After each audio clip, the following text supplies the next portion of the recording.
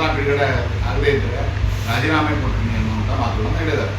ಜೊತೆಗೆ ಜಿಲ್ಲೆಯಲ್ಲಿ ಹಾಸ್ಪಿಟಲ್ ಸರಿಯಾದ ವ್ಯವಸ್ಥೆ ಇಲ್ಲ, ಒಂದು ಆಂಬುಲೆನ್ಸ್ ಕೂಡ ಬರೋದಿಲ್ಲ. ಆ ಥರ ಪರಿಸ್ಥಿತಿ ಇದೆ ಸರ್ ಜಿಲ್ಲಾಸ್ಪತ್ರೆಗಳಲ್ಲಿ.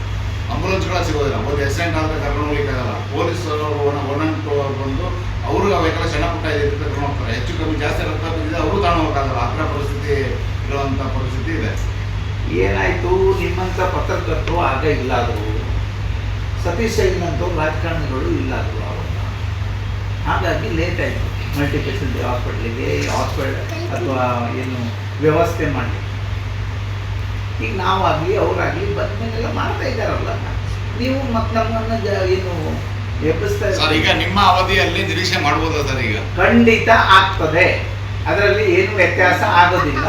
ನೀವು ಹೇಳಿದ್ರೆ ಈಗ ಆಂಬುಲೆನ್ಸ್ ಇಲ್ಲ ಅನ್ನೋದು ನಾನು ಈಗ ಇದು ನೋಡಲಿಕ್ಕೆ ಸರಿ ಮಾಡಲಿಕ್ಕೆ ಮಾಡ್ತೀನಿ. ಡಿ ಸಿ ಅವರದ್ದು ಹೇಳ್ತೀನಿ, ನಾಳೆ ಹೋಗಿ ಎಲ್ಲ ಕಿತ್ಕೊಂಡು ಒಂದು ಸರಿ ಮಾಡಿ. ಸರ್, ಇದು ಸೂಪರ್ ಸ್ಪೆಷಾಲಿಟಿ ಹಾಸ್ಪಿಟಲ್ ಸರ್ವಿಸ್ ಆಗ್ತದೆ. ಆಯುಷ್ಮಾನ್ ಸ್ಕೀಮಲ್ಲೂ ಕೂಡ ಟ್ರೀಟ್ಮೆಂಟ್ ಸಿಗೋದಿಲ್ಲ. ಜಿಲ್ಲೆಯಲ್ಲಿ ಯಾವ ಪ್ರತಿನಿಧಿಗಳು ಕೂಡ ಅದ್ರ ಬಗ್ಗೆ ಮಾತನಾಡೋದಿಲ್ಲ. ಬೇರೆ ಸಚಿವರು ಶಾಸಕರು ಮಾತಾಡ್ತಾರೆ. ಈ ಥರ ಪರಿಸ್ಥಿತಿ ಯಾಕೆ? ನಮ್ಮ ಜಿಲ್ಲೆಗೋಸ್ಕರ ಯಾವ ಸಚಿವರು ಮಾತಾಡೋದು ನನಗೇನು ಗೊತ್ತಿಲ್ಲ. ನಮ್ಮ ಗಮನಕ್ಕೆ ಬಂದು ಹಾಸ್ಪಿಟ್ಲಿಗೆ ಹೋಗಿ ಹಣ ಇಲ್ಲದೆ ಕಾಯುವಂಥ ಪರಿಸ್ಥಿತಿ ನಾವಂತೂ ಮಾಡಲಿಲ್ಲ. ನಮ್ಮ ಕೈಯಿಂದಾದರೂ ಕೊಟ್ಟು ಅವ್ರು ಬದುಕಿಸ್ತಾ ಇದ್ದೇವೆ. ಇಲ್ಲಿ ಆಗಬೇಕು ಅನ್ನೋದು ನಮ್ಮ ಅಭಿಪ್ರಾಯ. ಇಲ್ಲಿ ಎಲ್ಲ ವ್ಯವಸ್ಥೆ ಆಗಬೇಕು ಅನ್ನೋದು ನಮ್ಮ ಅಭಿಪ್ರಾಯ. ಒಂದು ಈಗ ಈ ವ್ಯವಸ್ಥೆಗೆ ನಮಗೆ ಈ ಜಿಲ್ಲೆಯ ಜನತೆ ಎಲ್ಲ ರೀತಿಯ ಸಹಕಾರ ಕೊಡಲಿಕ್ಕೆ ಈ ಹಾಸ್ಪಿಟ್ಲಲ್ಲಿ ಆಗೋದಿಲ್ಲ ಅನ್ನುವಂಥಕ್ಕೋಸ್ಕರ 450 ಬೆಡ್ ಹಾಸ್ಪಿಟ್ಲನ್ನು ಇದು ಮಾಡಿ ಅದಕ್ಕೆ 198 ಕೋಟಿ ಅನುದಾನ ಕೊಟ್ಟು ಈಗ ಕಾಮಗಾರಿ ಮುಗಿತಾ ಇದೆ. ಅದಾದಮೇಲೆ ಈಗ 450 ಬೆಡ್ ಹಾಸ್ಪಿಟ್ಲ್ ಆದ ತಕ್ಷಣ ಅದಕ್ಕೆ ಫುಲ್ಲು ಏನು ಡಾಕ್ಟರ್ ಇರ್ಬೋದು ಅಥವಾ ಸ್ಟಾಫ್ ಇರ್ಬೋದು ಬರ್ತಾರೆ. ವಿಷಯ ಏನಂದ್ರೆ ಸರ್, ಈಗ ಸಣ್ಣ ಕೇಸ್ಗಳಿಗೂ ಕೂಡ ಟ್ರೀಟ್ಮೆಂಟ್ ಸಿಕ್ಕಿದ್ರು ತೊಂದರೆ ಸಾಯ್ತಾರೆ. ಅಂಕೋಲಲ್ಲಿ ಒಬ್ಬರಿಗೆ ಮಧ್ಯಾಹ್ನ 12 ಗಂಟೆಗೆ ಆಕ್ಸಿಡೆಂಟ್ ಆದರೆ ಅವ್ರನ್ನ ಇಲ್ಲಿಂದ ಮಂಗಳೂರು ಶಿಫಾರಸು ಮಾಡಿದ್ದು ರಾತ್ರಿ 9 ಗಂಟೆಗೆ. ಅಲ್ಲಿಗೆ ಹೋದ್ರೆ ಆಯುಷ್ಮಾನ್ ಸ್ಕೀಮಲ್ಲೂ ಕೂಡ ಅವ್ರಿಗೆ ಟ್ರೀಟ್ಮೆಂಟ್ ಸಿಗೋದಿಲ್ಲ. ಈಗ ನಮ್ಮ ಜಿಲ್ಲೆಯವರಿಗೆ ಡಿಪೆಂಡ್ ಆಗಿರೋದೇ ಕಾರವಾರ ಬಿಟ್ಟರೆ ಗೋವಾ ಅಥವಾ ಮಂಗಳೂರು. ಈ ಗೋವಾದವರಂತೂ ತಗೊಳ್ಳೋದೇ ಇಲ್ಲ. ಅಂದರೆ ಮಂಗಳೂರಿಗೆ ಹೋದ್ರೆ ಬೆಡ್ ಸಿಗೋದಿಲ್ಲ.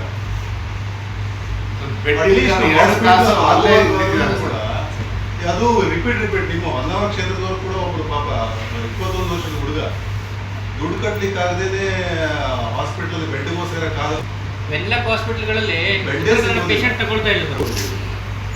ನೀವು ಈ ಥರ ಹೇಳಿದರೆ ನಾವು ಸರಿ ಮಾಡೋದು ಕಷ್ಟ ಆಗಿದೆ. ಈಗ 300 ಬೆಡ್ ಹಾಸ್ಪಿಟಲ್, 350 ಜನ ಪೇಷಂಟ್ ಬರ್ತಾರೆ. ಹೇಗೆ ತಗೊಳ್ಲಿಕ್ಕೆ ಆಗ್ತದೆ? ಅದಕ್ಕೆ ವ್ಯವಸ್ಥೆ ಮಾಡೋದು ನಮ್ಮ ಕೆಲಸ. ಈಗ ರೋಗಿಗಳು ಇದು 1 ಲಕ್ಷ ಹೇಳ್ತೇವೆ. ನಾನೇ ಫೋನ್ ಮಾಡ್ತೇನೆ, ದಿನಕ್ಕೆ ಒಂದಾದರೂ ಫೋನ್ ಇದೆ ಅಂತ ಅವ್ರಿಗೆ ಏನು ಮಾಡ್ತಾರೆ ಪಾಪ. ಇದು ಪೇಷಂಟ್ ಹೊರಗಾಕ್ಲಿಕ್ಕೆ ಆಗ್ತದಾ? ಇಲ್ಲ. ಅದಕ್ಕೆ ಯಾವ ರೀತಿ ಬೇಕು ಅಂದರೆ ನಾವು ರೆಡಿ ಮಾಡ್ಕೊಳ್ತೀವಿ. ಈಗ ನಾವು ಸಿರಾದಲ್ಲಿ 100 ಬೆಡ್ ಹಾಸ್ಪಿಟ್ಲು ಈಗ ರೆಡಿ ಮಾಡ್ತಾ ಇದ್ದೇವೆ. ಬೆಟ್ಕಲ್ ಸಿರಾದಲ್ಲಿ ದಾಂಡೇಲಿ 100 ಬೆಡ್ ಹಾಸ್ಪಿಟ್ಲ್ ರೆಡಿ ಮಾಡ್ತಿದ್ದಾರೆ. ಟೆಂಡರ್ಗೆ ಹೋಗಿದ್ದೇವೆ. ಹಾಸ್ಪಿಟ್ಲ್ ಆದಮೇಲೆ ಡಾಕ್ಟ್ರು ಕೊಡಬೇಕು. ಈಗ ಮಂಕಿಲಿ ಒಂದೇ ಡಾಕ್ಟ್ರು ಇಷ್ಟು ವರ್ಷದವರೆಗೆ ಇದ್ದರು.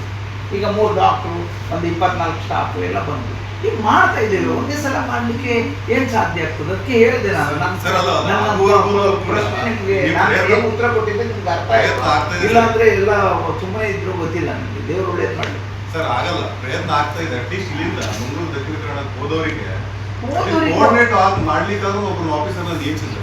ಅವ್ರಿಗೆ ಟ್ರೀಟ್ಮೆಂಟ್ ನೋಡಿ, Ayushman central government, state government ಅದರಿಂದ ಅಲ್ಲಿ ಬೆಡ್ ಕೊಡದೇ ಇರೋದಲ್ಲ. ಈಗ ಏನು ಮಾಡಿದ್ರೆ, ಉದಾಹರಣೆ ಹೇಳ್ತೀನಿ, 15 ಬೆಡ್ ಕೊಟ್ಟಿದ್ದಾರೆ ಮಣಿಪಾಲದಲ್ಲಿ ಆಯುಷ್ಮಾನ್. ಏನು ಮಾಡಬೇಕು ನಾವು? ನಮ್ದು ಹೋರಾಟ ನಡೀತಾ ಇದೆ. ಇಲ್ಲ, ಅಲ್ಲಿ ಒಂದು 50 ಬೆಡ್ ಆದರೂ ಕೊಡಬೇಕು. ಪ್ರೈವೇಟ್ ಹಾಸ್ಪಿಟಲಲ್ಲಿ ಬಡವರಿಗೆ ಅನುಕೂಲ ಆಗ್ತದೆ. 15 ಬೆಡ್ ಫುಲ್ ಆದರೆ 16ನೇದು ಹೋದರೆ ಹೊರಗಡೆನೇ ಇರಬೇಕು. ತಗೊಳ್ಳಿಕ್ಕೆ ಆಗೋದಿಲ್ಲ. ಇದ್ದವ್ರನ್ನ ಡಿಸ್ಚಾರ್ಜ್ ಮಾಡಿ ಅನ್ನೋದಾದರೆ ಅವ್ರ ಅಭಿಪ್ರಾಯ. ಡಾಕ್ಟರ್ ಇಲ್ಲ, ಅವ್ರಿಗೆ ಡಿಸ್ಚಾರ್ಜ್ ಮಾಡಿದ್ರೆ ಅವ್ರಿಗೆ ತೊಂದರೆ ಆಗ್ತದೆ. ಏನು ಮಾಡಬೇಕು? ಸಮಸ್ಯೆ ಕ್ಲಿಯರ್ ಆಗಬೇಕು ಅಂದರೆ ನಮ್ಮ ಜಿಲ್ಲೆಯಲ್ಲೇ ನಾವು ಎಲ್ಲ ವ್ಯವಸ್ಥೆಯನ್ನು ಮಾಡಿಕೊಂಡು ಸಾಮಾನ್ಯ ಜನತೆ ಬಡವರಿಗೆ ಅನುಕೂಲ ಮಾಡಿ ಕೊಡಬೇಕು. ನೀವು ಹೇಳಿದ್ರಿ ಮೀನು ಚುಚ್ಚಿದವ್ರದ್ದು, ಇದು ಫಸ್ಟ್ ಕೇಸ್ ನಾನು ಕೇಳಿದ್ದು ನನ್ನ ಸರ್ವಿಸಲ್ಲಿ. ಆಯಿತಾ? ಡಾಕ್ಟ್ರ್ ಏನು ಮಾಡಬೇಕು ಬಿಟ್ಟರೆ ನಾವು ಅದನ್ನು ಸರಿ ಮಾಡಲಿಕ್ಕೆ ಆಗ್ತದಾ? ಅವ್ರಿಗೆ ಪೂರಕವಾದದ್ದು ಇಲ್ಲ ಅಂದರೆ ಆಗಲಿಲ್ಲ. ಏನು ಈಗ ಹಾವು ಕಚ್ಚುತ್ತದೆ, ಅದಕ್ಕೆ ಮೆಡಿಸಿನ್ ಇಲ್ಲ, ಪ್ರಶ್ನೆ ಇದೆ. ಇದು ಆಗಲ್ಲ. ಆದರೂ ನಾವು ಅವ್ರಿಗೆ ಮಾತಾಡಿಸಿ ಅದು ಏನು ಮಾಡಬೇಕು ಅಂತೇಳಿ ನೋಡಿ ಇವರು ಎಲ್ಲ ಮನೆಗೆಲ್ಲ ಹೋಗಿ ಬಂದಿದ್ದಾರೆ, ಪಕ್ಷಾತೀತವಾಗಿ ಕೆಲಸ ಮಾಡಿದ್ದಾರೆ. ಎಲ್ಲ ನೋಡಿ, ಒಂದು ಬಡವರಿಗೆ, ಸಾಮಾನ್ಯ ಜನಕ್ಕೆ ಅಥವಾ ಜಿಲ್ಲೆಯ ಅಭಿವೃದ್ಧಿಗೆ ಏನು ಬೇಕು ಅದನ್ನು ಮಾಡುವಂಥ ಕೆಲಸವನ್ನು ನಾವು ಮಾಡ್ತೇವೆ. ಸರ್ ಹಾಸ್ಪಿಟಲ್ ಉದ್ಘಾಟನೆ ಮಾಡಿಸ್ತಿಲ್ಲ ಇನ್ನು, ಯಾಕಷ್ಟು ಸರ್? ಈಗ ಶಿಫ್ಟ್ ಅಂತ ಮಾಡಿರಲ್ಲ, ಏನು ವ್ಯವಸ್ಥೆಗಳಿದೆ, ಏನಾಗಿದೆ, ಯಾರು ಗಮನಿಸ್ತಾರೆ ಸರ್? ಹಾಸ್ಪಿಟ್ಲು ಉದ್ಘಾಟನೆಗೆ CM ಕರೆಸಬೇಕು ಅನ್ನೋದು ನಮ್ಮ ಅಭಿಪ್ರಾಯ. ಅದಕ್ಕೆ ಸ್ವಲ್ಪ ಲೇಟ್ ಇದೆ, ಆದರೆ ಉದ್ಘಾಟನೆ ಆಗಿದ್ರು ಅದನ್ನು ಉಪಯೋಗಿಸ್ಕೊಳ್ತಾ ಇದ್ದಾರೆ. ಅಲ್ಲ, ಅಲ್ಲಿ ವ್ಯವಸ್ಥೆ ಸ್ವಲ್ಪ ಗಮನಿಸಿ ಸರ್. ಎಲ್ಲ ಸಮಸ್ಯೆ ಪರಿಹಾರ ಆಗ್ತದೆ. ಅಲ್ಲ, 2 ಸತಿ ಸೇವಿಂಗ್ ಬಿದ್ದಿದೆ ಸರ್.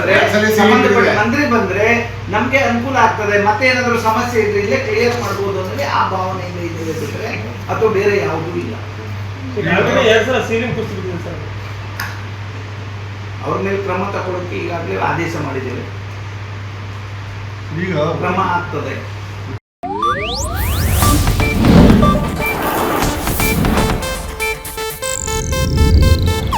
ಇದು ಏಷ್ಯಾನೆಟ್ ನ್ಯೂಸ್ ನೆಟ್ವರ್ಕ್ ಪ್ರಸ್ತುತಿ.